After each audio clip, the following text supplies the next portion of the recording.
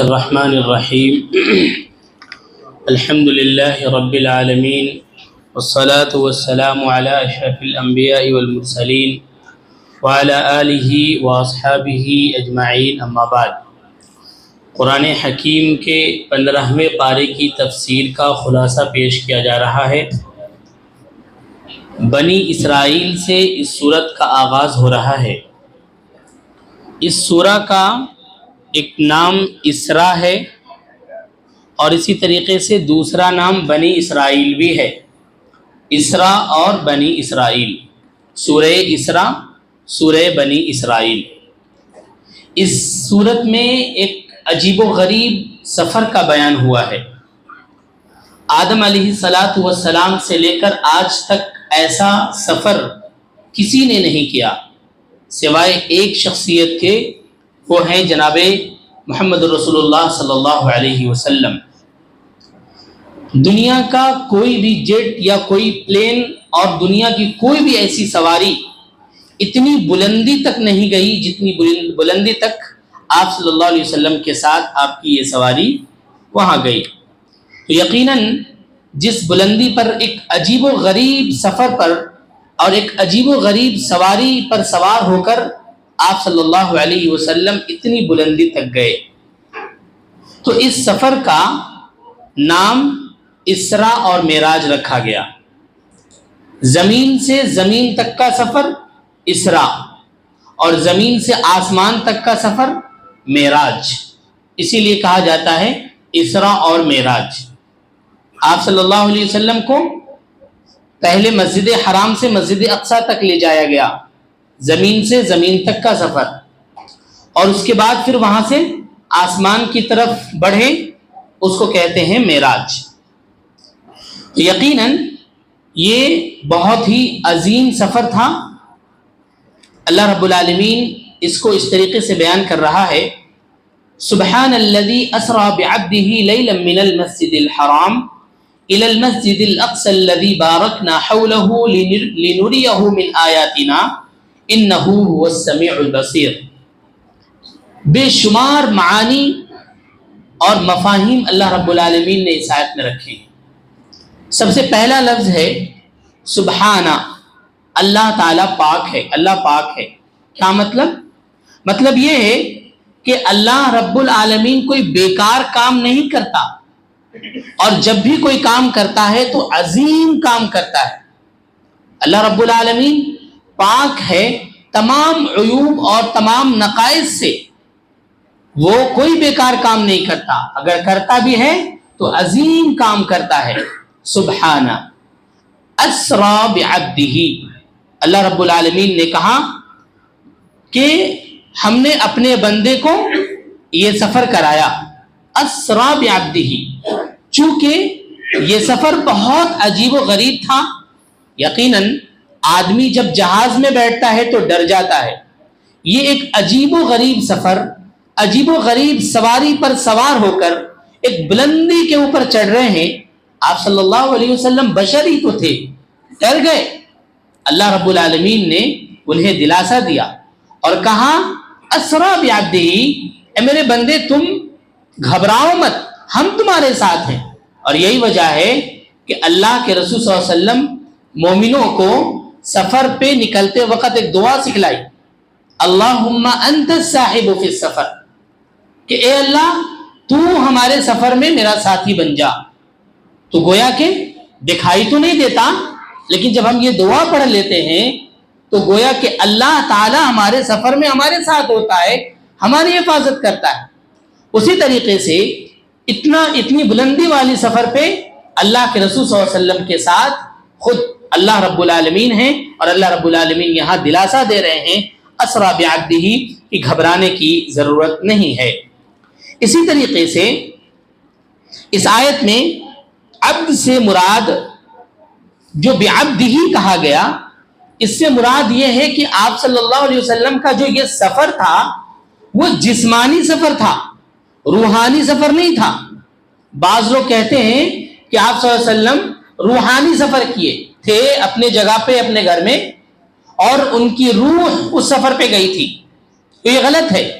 عبد کا اطلاق جو ہے عبد کا اطلاق صرف روح پر نہیں ہوتا، عبد کا اطلاق روح کے ساتھ ساتھ جسم پر بھی ہوتا ہے۔ عبد کا مراد عبد کا معنی ہے بندہ۔ اب اللہ رب العالمین کا ایک بندہ جو جسم بھی ہو اور روح بھی ہو اس کو کہتے ہیں عبد۔ تو اللہ رب العالمین نے یہاں کہا کہ میں نے اپنے بندے کو یہ سفر کرایا، گویا کہ آپ صلی اللہ علیہ وسلم جسمانی اس سفر پہ گئے تھے، جسمانی طور پر آپ صلی اللہ علیہ وسلم آسمان کی طرف گئے تھے۔ تو یہ ایک اہم بات ہے۔ اسی طریقے سے لیلن کہا گیا، یہ جو سفر تھا یہ رات میں ہوا، اور لیلن نکرہ ہے یعنی کامن ناؤن ہے، رات کے ایک حصے میں اللہ رب العالمین نے یہ سفر کرا دیا۔ لیلن یہ جو سفر ہے، سفر معراج، رات کے ایک حصے میں ہو گیا۔ اس کے بعد من المسجد الحرام الى المسجد الاقصی، یہ سفر شروع ہوا مسجد حرام سے اور مسجد اقصی میں پہنچا۔ مسجد اقصی میں آپ صلی اللہ علیہ وسلم تمام انبیاء کی امامت کرائی، پھر وہاں سے ایک سفر شروع ہوتا ہے، اور یہ جو سفر ہے مسجد حرام سے مسجد اقصی تک، اور مسجد اقصی کے بارے میں اللہ رب العالمین کہہ رہے ہیں الذی بارکنا، وہ مسجد اقصی جس میں ہم نے برکت ہی برکت رکھی ہے، اور صرف اس جگہ مسجد اقصی میں نہیں بلکہ بارکنا حولہ، اس کے ارد گرد بھی برکت ہی برکت ہے اور رحمت ہی رحمت ہے۔ لنریہ من آیاتنا، اس کے بعد مقصد اللہ رب العالمین بیان کر رہا ہے کہ یہ سفر اللہ رب العالمین نے کیوں کرایا، اللہ کے نبی صلی اللہ علیہ وسلم کو سفر معراج پر بلانے کا مقصد کیا تھا؟ لنریہ من آیاتنا، اللہ تعالیٰ کہتا ہے تاکہ ہم اپنے پیارے حبیب کو بڑی بڑی نشانیوں کو ہم دکھائیں۔ تو گویا کہ اللہ رب العالمین اپنی بڑی بڑی نشانیوں کو دکھانے کے لیے معراج کا سفر ہوا، اور معراج پر اللہ رب العالمین نے بلایا۔ اور اس کے بعد آگے انہ هو السمیع البصیر، اللہ تعالیٰ اپنی دو عظیم صفت کا ذکر کر رہا ہے کہ اللہ رب العالمین سمیع ہے، سنتا ہے، بصیر ہے اور دیکھتا ہے۔ گویا کہ یہ جو سفر ہے اللہ تعالیٰ یہ بتانا چاہ رہا ہے کہ یہ جو سفر شروع ہوا، ہم اس سفر کو سن بھی رہے ہیں اور دیکھ بھی رہے ہیں، ہمارے احاطے سے یہ سفر خالی نہیں ہے، خارج نہیں ہے۔ اس ایک آیت کے اندر کتنی معانی ہیں۔ پہلے اللہ رب العالمین نے کہا سبحانہ، اللہ تعالیٰ پاک ہے، کوئی بیکار کام نہیں کرتا۔ اسرا بعبدہ، اپنے بندے کو جسمانی طور پر بلایا، اور اس کے بعد لیلن، یہ رات میں ہوا سفر، من المسجد الحرام، مسجد حرام سے مسجد اقصی تک ہوا۔ مسجد اقصی میں اللہ رب العالمین نے برکت ہی برکت رکھی ہے، بلکہ اس کے ارد گرد اللہ رب العالمین نے برکت رکھی ہے۔ اس کے بعد ایک مقصد اللہ رب العالمین نے بیان کیا، ہم اس لیے معراج پر بلائے کہ ہم اپنی بڑی بڑی نشانیوں کو دکھائیں۔ اور اس کے بعد انہ هو السمیع البصیر، اللہ تعالیٰ اس سفر کو، بلکہ جتنے بھی سفر ہیں یا جتنی بھی چیزیں ہیں، ان تمام چیزوں کو اللہ تعالیٰ سن بھی رہا ہے اور دیکھ بھی رہا ہے۔ اس کے بعد اس سورت میں، سورہ بنی اسرائیل میں ایک چیز کا تعلق بہت گہرا ہے، اور وہ ہے قرآن حکیم۔ اس سورت کا قرآن سے بہت گہرا تعلق ہے۔ 11 مرتبہ اللہ رب العالمین نے اس سورت میں قرآن قرآن قرآن کا لفظ ذکر کیا ہے، 11 مرتبہ۔ تو اس کے ایک اہم بات ہمیں یہ نکلتی ہے کہ اس بلند و بالا سفر کی بیچ میں اور اس صورت میں اللہ تعالیٰ نے قرآن کا ذکر کیا ہے۔ اس سے یہ پتہ چلتا ہے کہ جسے بلندی چاہیے، جسے مقام اور مرتبہ چاہیے، وہ اس قرآن حکیم کو پکڑ لے، قرآن حکیم سے اپنا تعلق گہرا کر لے، قرآن حکیم پر عمل کرے، اللہ تعالیٰ اسے بلند مقام عطا فرمائے گا۔ یہ ایک اہم بات ہے۔ اس کے بعد اس میں بنی اسرائیل کا تذکرہ ہے۔ بنی اسرائیل نے 2 بڑی بڑی غلطیاں انہوں نے کی تھیں، اور 2 بار انہیں عذاب میں مبتلا کیا گیا۔ اس کے بعد انہوں نے توبہ کیا، استغفار کیا۔ اس ضمن میں اللہ تعالیٰ نے ایک بات ارشاد فرمائی، ان احسنتم احسنتم لانفسکم وان اسأتم فلہا۔ ان احسنتم احسنتم لانفسکم، اگر تم اچھا کام کرو تو تمہارے لیے، اور تم برا کام کرو تو تمہارے لیے۔ جب اچھائی کی بات آئی تو اللہ تعالیٰ نے احسنتم احسنتم 2 بار ذکر فرمایا، اور جو برائی کی بات آئی تو ایک ہی بار ذکر فرمایا. کیوں؟ اگر تم اچھا کام کرو تو تمہارے لیے، اور اگر تم برا کام کرو تو تمہارے لیے. تو یہاں پر بتانا یہ چاہ رہا اللہ رب العالمین کہ جب کسی کی اچھی باتیں ہوں تو اچھائی کو بار بار بیان کیا جا سکتا ہے، لیکن برائی کو بار بار بیان نہیں کیا جا سکتا. اگر کسی کی کمی ہے، کسی کے اندر کوئی عیب ہے، تو اس کو بار بار لوگوں کے سامنے بیان نہیں کیا جا سکتا. ایک بار آپ نے بیان کر دیا اس کی اصلاح کے لیے بس خلاص، لیکن بار بار اگر بیان کرنا ہے تو اچھائی کو آپ بیان کریے تاکہ اس کی اچھائی سے لوگوں کو فائدہ ہو. اللہ رب العالمین نے 2 بار ان احسنتم احسنتم لانفسکم، تو یہ ایک اخلاق اللہ رب العالمین نے پیش کیا کہ مومنوں کا اخلاق ہونا چاہیے کہ جب اگر کسی شخص کے اندر اچھی چیز دیکھے تو اس کو بار بار بیان کیا جا سکتا ہے، لیکن اگر بری چیز دیکھے تو بس ایک بار اس کو بتا دیا جائے کہ دیکھو آپ کے اندر یہ برائی ہے، پھر اس کی اصلاح کی غرض سے بار بار بیان کرنے کی ضرورت نہیں ہے. اس کے بعد اللہ رب العالمین نے کہا ان ھذا القرآن یہدی للتی ہی اقوم، یقیناً یہ قرآن راستہ دکھاتا ہے جو بہت سیدھا راستہ ہے. اقوم کیا ہے؟ کتنا سیدھا راستہ؟ کس بارے میں سیدھا راستہ یہ قرآن دکھاتا ہے؟ تو اللہ رب العالمین کہنا چاہ رہا ہے یہاں پر کہ یہ قرآن سیدھا راستہ دکھاتا ہے. کس کے لیے؟ عقیدہ کے بارے میں یہ قرآن سیدھا راستہ ہے. اسی طریقے سے عمل کے بارے میں یہ قرآن سیدھا راستہ ہے. اخلاق کے بارے میں یہ قرآن سیدھا راستہ ہے. معیشت کے بارے میں یہ قرآن سیدھا راستہ ہے.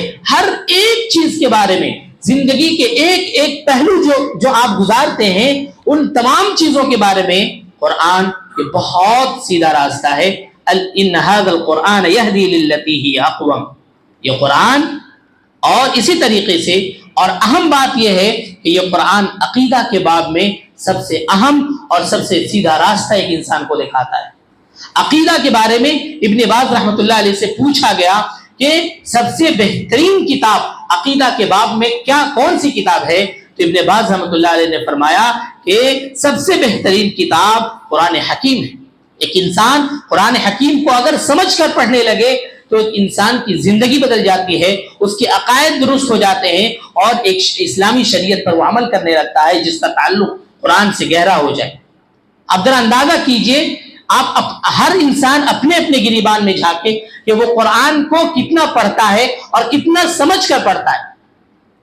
یقین جانیے اگر آپ آج سے شروع کریں، آپ اگر صرف قرآن کے ایک ہاف صفحہ کو اگر پڑھیے سمجھ کر کے، ترجمہ، اس کے بعد اس کا مفہوم، اس کی تفسیر آپ دیکھیے، تو پھر آپ کو بہت سارے معنی نکلیں گے. اور بار بار جب ایک چیز کو آدمی پڑھتا ہے تو بار بار نئی نئی چیزیں ہمیں سمجھ میں آتی ہیں. تو یہ قرآن عقیدہ کے باب میں خاص طور سے ایک انسان کی زندگی کو صحیح راستے پر لانے کے لیے سب سے بہترین کتاب قرآن مجید ہے اور سب سے سیدھا کتاب قرآن مجید ہے. اس کے بعد وَجَعَلْنَا النَّهَارَ مُبْصِرًا، یہاں پر اللہ رب العالمین نے انسانیت کو ایک اور اہم بات اور ایک اہم پہلو سکھلایا ہے کہ اللہ رب العالمین نے رات کو بنایا ہے سونے کے لیے، آرام کے لیے. اور وَجَعَلْنَا النَّهَارَ مُبْصِرَةً لِتَبْتَغُوا فَضْلًا مِّن رَّبِّكُمْ، اور دن کو اللہ رب العالمین نے بنایا ہے معیشت کے لیے، اللہ کا فضل تلاش کرنے کے لیے. آج بالکل برعکس ہے، خاص طور سے رمضان کے مہینے میں تو بالکل برعکس ہے.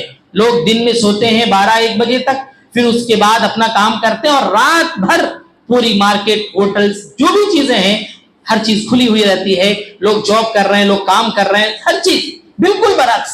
اللہ رب العالمین ایک بہترین طریقہ ہمیں دے رہا ہے، ہم اس طریقے کو چھوڑ کر ایک اپنا طریقہ اپنا کر کے رات میں ہی ہر چیز کر رہے ہیں. اللہ تعالیٰ نے کہا وَجَعَلْنَا النَّهَارَ مُبْصِرَةً لِتَبْتَغُوا، ہم نے دن بنایا ہے تاکہ تم اس میں کام کرو، رات بنایا ہے ہم نے تمہیں آرام کرنے کے لیے.